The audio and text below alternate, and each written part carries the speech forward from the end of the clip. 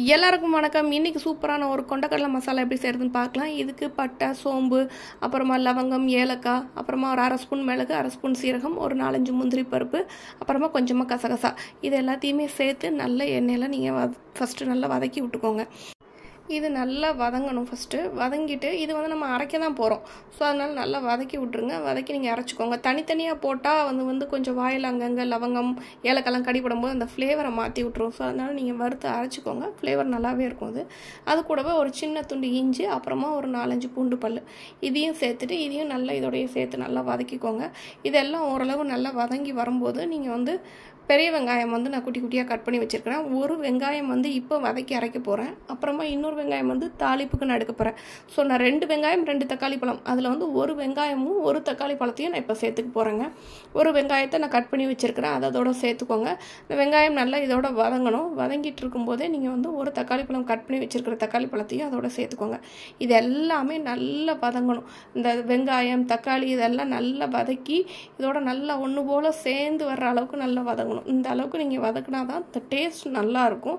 இதுதான் இதுக்கு இந்த மசாலாவுக்கு ஒரு பேஸ்னே சொல்லலாம். ஒரு நல்ல பேஸ்ட்டு, திக்கனிங் நல்லா கொடுக்கக்கூடிய ஒரு பேஸ்ட்டுன்னே சொல்லலாம். ஸோ இதை நல்லா ஆற வச்சுட்டு நீங்கள் தண்ணி ஊற்றி தனியாக அரைச்சி வச்சுக்கோங்க.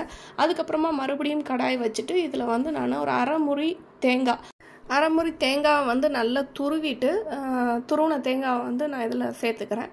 சேர்த்துட்டு அது கூடவே கொஞ்சம் கருவேப்பிலை, இது ரெண்டையும் சேர்த்து நல்லா வறுக்க போகிறேன். இந்த தேங்காவும் இந்த கருவேப்பிலையும் சேர்ந்து நல்லா வறுத்து அந்த கலர் கொஞ்சம் சேஞ்ச் ஆகிற மாதிரி வர்ற சமயத்தில் நம்ம இதில் மசாலா பொடி சேர்க்க போகிறோம். எல்லா மசாலா பொடியும் சேர்க்கும்போது நீங்கள் அடுப்பை ஸ்டவ்வை ஃபுல்லாக சிம்மில் வச்சுருங்க. இல்லைன்னா பெட்டர் நீங்கள் ஆஃப் கூட பண்ணிடலாம். அந்த சூட்லேயே கூட இந்த பொடியெல்லாம் நீங்கள் போட்டுக்கலாம்.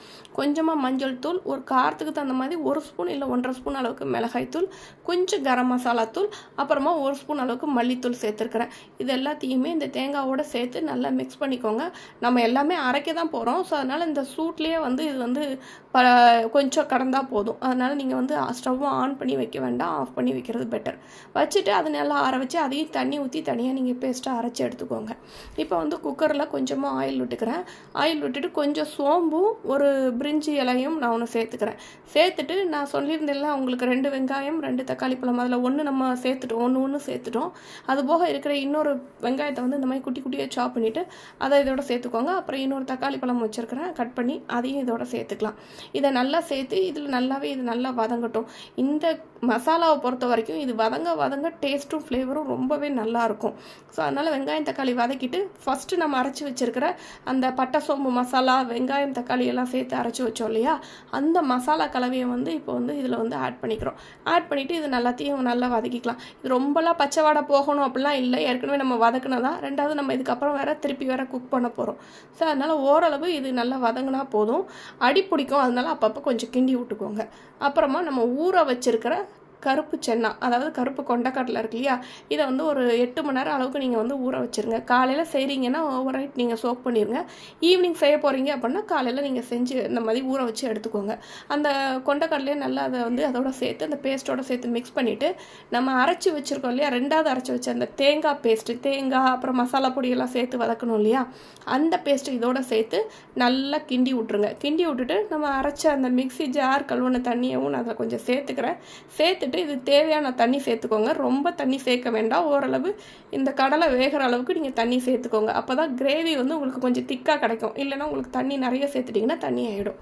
அப்புறமா இதுக்கு தேவையான உப்பையும் சேர்த்துட்டு நல்லா குக்கரில் விசில் விட்டுருங்க. கொண்டக்கடலை நீங்கள் எவ்வளோ வேக வைக்கிறீங்க, எவ்வளோ சோக் பண்ணாலுமே இது சட்டுன்னு குலையாது. ஸோ 6லேருந்து 7 விசில் வரைக்கும் தாராளமாக நீங்கள் விடலாம்.